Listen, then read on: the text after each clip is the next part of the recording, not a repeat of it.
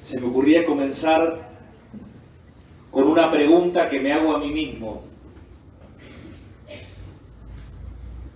¿Qué pasaron durante 34 años desde el 20 de noviembre de 1989 a hoy?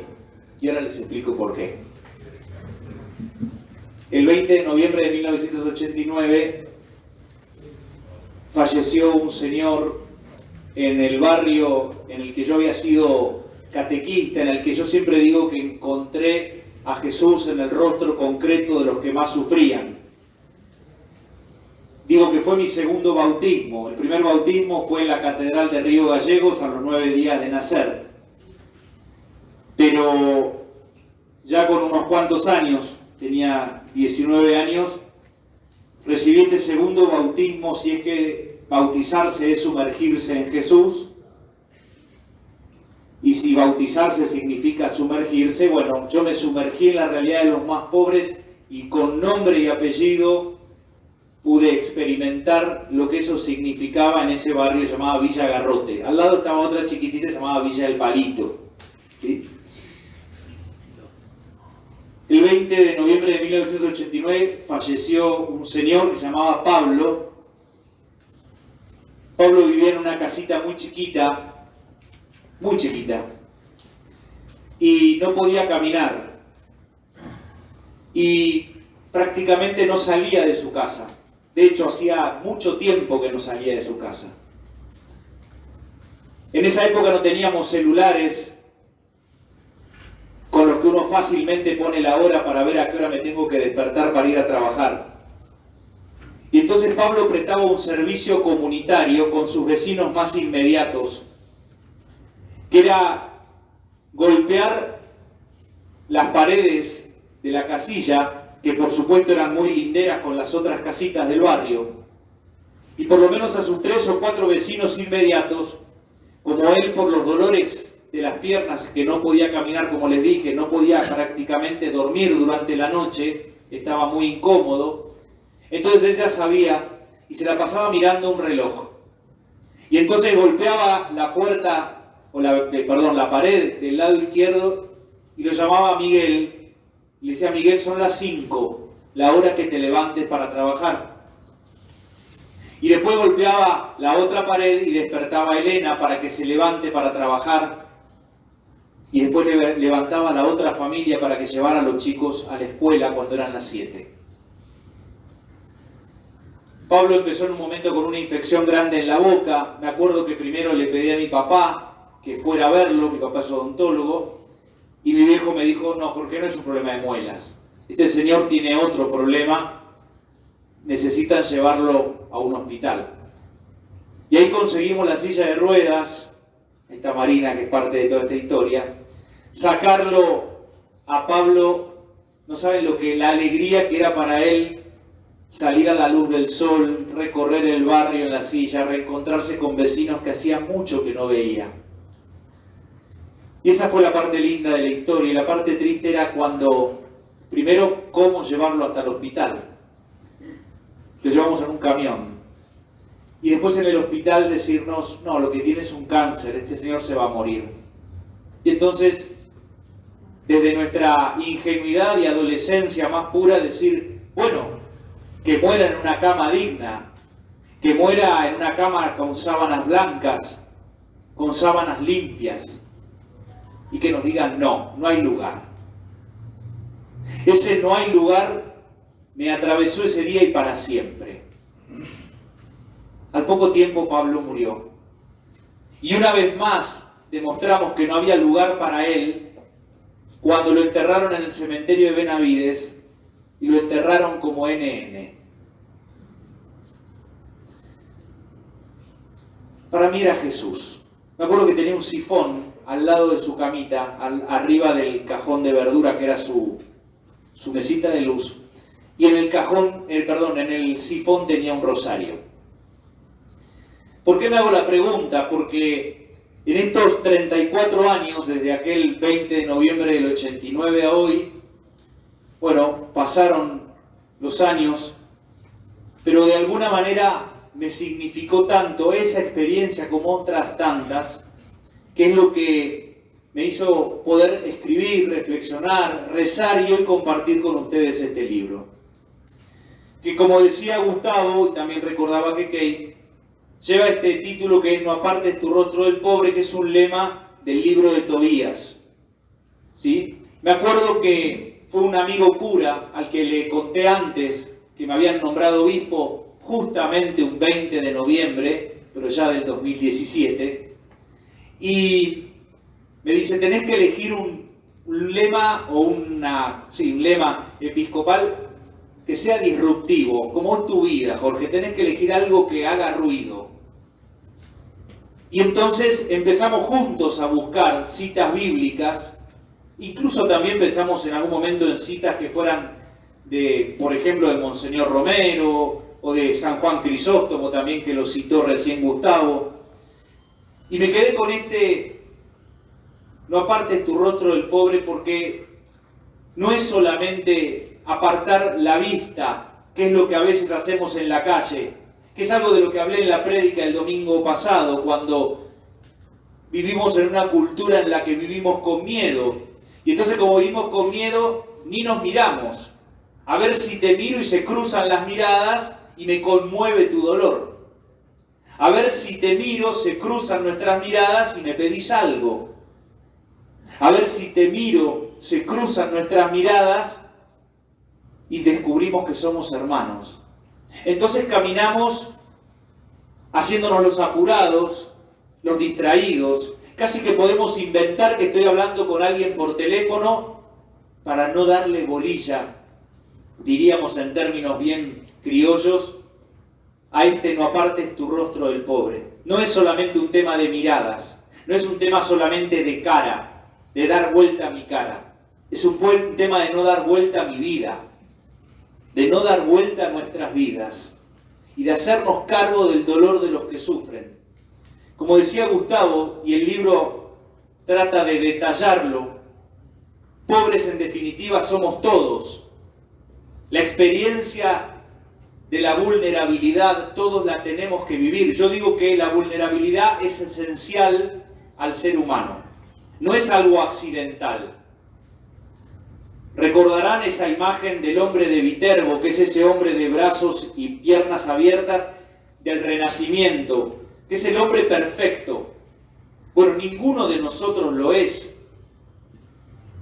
Capaz que alguna hora está pensando, ¿no lo soy? No, no lo sos. Nadie, ninguno de nosotros. Somos absolutamente frágiles y vulnerables. Y creo que tenemos que empezar entonces a conectarnos con nuestra propia pobreza. Que indudablemente, cuando aparte está atravesada por la situación económica, es doblemente pobreza. Hoy a la mañana recorrí uno de los tantos Gólgotas de la ciudad de Buenos Aires. Estuve toda la mañana en el Hospital Rofo, conmovido de encontrarme con Jesús, con un Jesús en cada uno de los enfermos, escuchando sus historias de dolor, de pobreza, donde seguramente tener una enfermedad oncológica tiene que ver con la fragilidad y con la vulnerabilidad. Pero cuando encima vivís en el interior del país y no hay recursos, cuando encima te dicen, acá podemos hasta acá, y entonces se vienen a Buenos Aires con lo poquito que tienen, y mientras hay uno de los pacientes atendiéndose, hoy una madre me decía, no tengo donde alquilar porque no tengo plata, y entonces ahora estaba contenta porque iba a conseguir una reposera para poder seguir quedándose al lado de su marido. Digo, hay pobrezas que se atraviesan y se hacen mucho más complejas cuando encima tenemos una situación económica difícil. Por eso, el desafío a la hora de proponerle la lectura del libro tiene que ver primero con conectarse con la propia fragilidad y la propia pobreza. Y después con el compromiso que significa no apartar el rostro del pobre. Que vuelvo a insistir, no es un tema de cara, es un tema de vida. Como nos dice el Papa, de esta salimos juntos, nos salvamos juntos. Y a mí me gusta siempre no solamente animarnos a estar cerca de los más pobres, y ayer quizá de un modo puedo creer que un poco soberbio, pero les decía que mi mejor carnet de identidad en este tiempo como pastor de Buenos Aires es esto, es la tarjeta SUBE. Yo me siento un bendecido de Dios de poder estar cerca de lo que le pasa a la gente, de poder acompañar la vida de la gente y escuchar. Me siento un bendecido porque siguen siendo mis maestros como lo fue aquel Pablo hace 34 años. Creo que lo que nos tenemos que a veces revisar todos es también cómo es mi vínculo con la pobreza. Si tiene que ver con una cifra, 42%. Si tiene que ver con algo, noticias que recibo por la televisión, o si verdaderamente me dejo conmover por lo que le pasa y le duele a nuestros hermanos, con nombre y apellido. Y allí quiero leer hacia el final, está el texto del Papa Francisco en esta Jornada Mundial de los Pobres que celebramos el domingo pasado. Y dice el Papa, es fácil, hablando de los pobres, caer en la retórica. También es una tentación insidiosa la de quedarse en las estadísticas y en los números. Los pobres son personas, tienen rostros, historias, corazones y almas. Son hermanos y hermanas con sus cualidades y defectos, como todos. Y es importante entrar en una relación personal con cada uno de ellos. Creo que ahí está el desafío y que esto es lo que intento compartir. Van a ver allí, en las homilías, como nos decían también, está la reflexión, está la oración, pero siempre trato de centrarnos en el modelo de Jesús. A mí me impresiona que Jesús en el contacto con los más pobres no se llena la boca hablándoles de diagnósticos, diciéndoles lo mal que estamos. Ya lo saben, lo viven todo el tiempo. Es como aquellas campañas en contra de la droga diciendo la droga te hace mal. Ya lo sabe el que consume, lo experimenta en su propio organismo. Jesús no se queda en el diagnóstico. Jesús transforma vidas. Y cuando transforma vidas, pone de pie las vidas que transforma. Nunca vamos a escuchar a Jesús que cuando le hace un milagro, pienso el ciego de Jericó, después le dice, ahora me seguís y ahora me tenés que votar. Cada uno de los que es protagonista de su vida, no sabemos si lo siguieron o no a Jesús, pero su vida quedó transformada para siempre. Su vida quedó transformada para siempre. Y eso es lo importante. Somos hermanos y la idea es que nos podamos mirar de igual a igual. Por eso en la reflexión, las propias pobrezas, al mismo tiempo mi relación con la pobreza de mis hermanos, en concreto en nuestra Argentina, pero después pensar si con mi actuar, con mi compromiso ciudadano y con mi compromiso cristiano, puedo ayudar a que el otro sea más persona. Puedo ayudar a que el otro verdaderamente sea protagonista de su historia. Casi diría, esa es la dinámica que propongo. Repensar tus propias pobrezas, pensar tu vínculo con nuestros hermanos más pobres con nombre y apellido y pensar si tu compromiso cristiano y tu compromiso ciudadano alcanza como para que el otro sea protagonista de su historia.